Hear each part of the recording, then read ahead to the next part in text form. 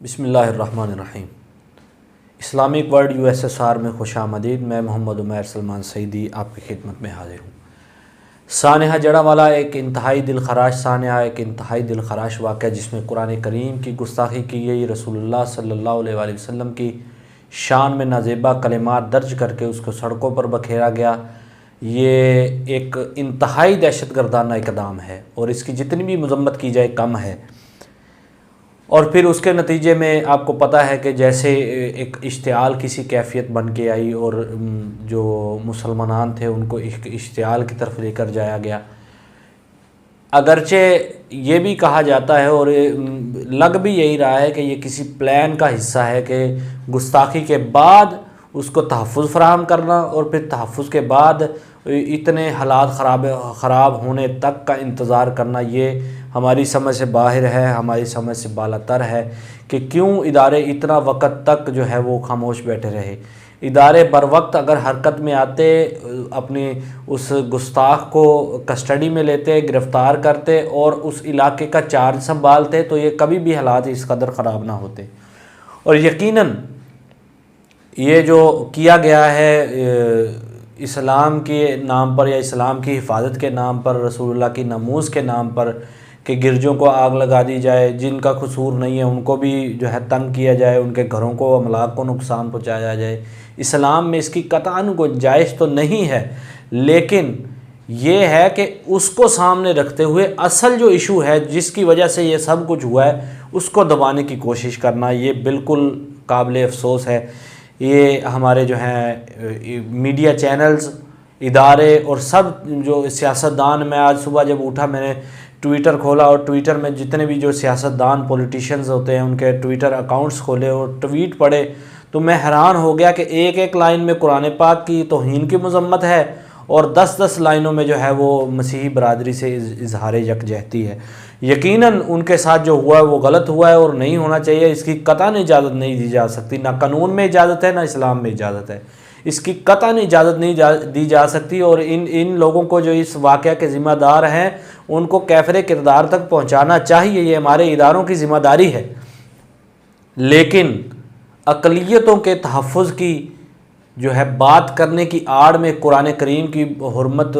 کے اوپر جو ہے سمجھوتا کر دینا یا اس کو بھول جانا، یہ بھی میری سمجھ سے بالا تر ہے کہ یار ایک مسلمان یہ کیسے گوارا کر سکتا ہے۔ آپ یقین جانیں کہ اقلیتوں کے تحفظ ہیں اپنی جگہ پہ، لیکن جس نے گستاخی کی ہے اس کے لیے آواز ہی کوئی نہیں بلند کر رہا، میڈیا چینلز پہ اس کی بات نہیں ہو رہی۔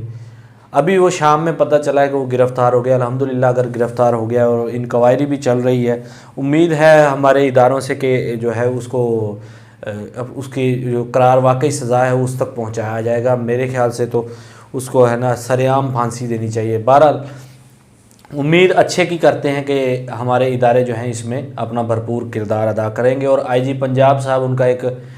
سوشل میڈیا پہ کلپ بھی موصول ہوا ہے واٹس ایپ پہ، اس میں بھی انہوں نے کہا ہے کہ ہم دونوں طرف جو ہے وہ سمجھوتا نہیں کریں گے، یعنی نہ عظمت قرآن، عظمت رسول صلی اللہ علیہ وآلہ وسلم پر کوئی سمجھوتا ہوگا، ان کو بھی کیفر کردار تک پہنچائیں گے اور اس کی آڑ میں جنہوں نے جو مسیحی برادری کے نقصانات کیے ان کو بھی کیفر کردار تک پہنچائیں گے۔ بالکل اچھی بات ہے، یہ اس کو میں خراج تحسین پیش کرتا ہوں۔ دوسری بات یہ ہے کہ آج ایک اور عجیب سی جو ہے سچویشن، ایک حالت ایک دیکھنے کو سامنے آئی کہ تحریک لبیک یا رسول اللہ صلی اللہ تعالیٰ علیہ وسلم کے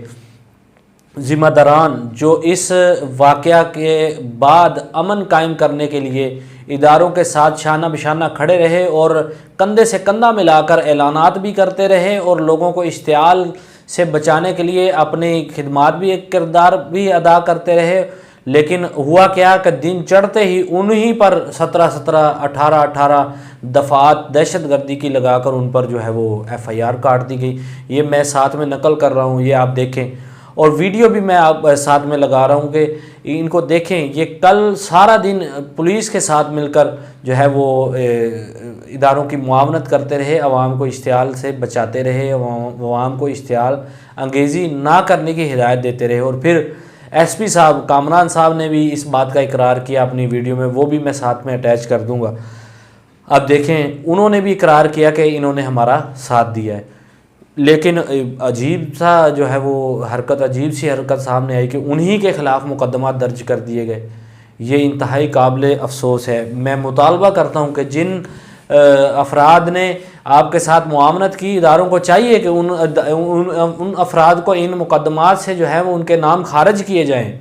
اس درخواست کو جو ہے نا وہ واپس لیا جائے۔ یہ ایک ایسی درخواست ہے کہ آپ ان لوگوں کے خلاف اپلیکیشن دے دیں یا ان کے خلاف FIRs دے دیں جنہوں نے آپ کے ساتھ معاونت کی ہو۔ یہ دورہ معیار ہے۔ دوسری بات، الحمدللہ گستاخ رسول جو ہے وہ گرفتار تو ہو چکا ہے، لیکن مسلمانوں سے میری گزارش کیا ہے؟ آپ دیکھیے کہ ہاں یہ قوم جو ہے پچھلے 75 سالوں سے مختلف جگہوں پر استعمال ہوتی آئی ہے، تو ہم نے اپنے آپ کے غلط استعمال ہونے سے بچانا ہے۔ دیکھیں آپ کا مشن ہے رسول اللہ صلی اللہ علیہ وسلم کی حرمت پر پہرا دینا، قرآن کی حرمت پر پہرا دینا، لیکن آپ کے ایک غلط حرکت کی وجہ سے اس پہرے پر آنچ آئے یا اس کو کوئی بھول جائے، یہ انتہائی قابل افسوس ہے۔ اصل مقصد بھلا دیا جاتا ہے۔ آپ دیکھیں آپ نے حرمت رسول، حرمت قرآن کے لیے یہ سب کچھ کیا، جنہوں نے بھی کیا، جو انتشار پھیلانے والا یہ بیچ میں آتا ہے، انتشار پھیلا کے وہ سائیڈ میں چلا جاتا ہے، اور جو ہمارے جو جذباتی لوگ ہوتے ہیں وہ اس کو بڑھاوا دیتے ہوئے آخری حد تک چلے جاتے ہیں، استعمال ہو جاتے ہیں۔ استعمال ہونے سے ہم نے بچنا ہے۔ استعمال ہونے سے ہوا کیا ہے؟ اب جو اصل ایشو ہے عظمت قرآن کا اور 295C کے حوالے سے جو متنازع بل پیش کیا گیا، اس کا ایشو دب گیا، اور عالمی میڈیا پر یہ مسیحی برادری اور ان کی جو عبادت گاہوں کو جلایا گیا، ان کی املاک کو نقصان پہنچایا گیا، ان کے گھروں کو نقصان پہنچایا گیا، اس کو جو ہے ہائی لائٹ کر دیا گیا۔ یقیناً یہ بھی قابل مذمت ہے، لیکن اصل ایشو جس کی وجہ سے یہ ہوا تھا، یہ ہمارے ہی لوگوں کی نااہلی کہہ لیں، جو جہلا کہہ لیں، جہلا قسم کے لوگ ہیں، انہی کی جو ہے نااہلی کہہ لیں یا پھر ان کی کم عقلی کہہ لیں، ان کی وجہ سے یہ سب کچھ ہو رہا ہے کہ اصل ٹاپک جو ہے وہ نیچے رہ گیا ہے، اور جو اقلیتوں کے تحفظ والا جو ہے وہ معاملہ وہ اوپر آ گیا ہے۔ پہلے بھی اس طرح ہوتا رہا ہے کہ اقلیتوں میں سے کوئی اٹھ کے گستاخی کرتا ہے، اور پھر بعد میں سارا مدعا جو ہے وہ اقلیتوں کے تحفظ کے اندر دب جاتا ہے، اور گستاخی والا پہلو بالکل ہی کلوز ہو جاتا ہے۔ اس بار بھی یہ ہوا ہے، اس سے ہمیں بچنا ہوگا۔ یہ ہمارے جو لوگ اندر جو جذباتی لوگ ہوتے ہیں یا جو نا سمجھ لوگ ہوتے ہیں، کم عقل لوگ ہوتے ہیں، وہ شر پسندوں یا شرارتی لوگوں کے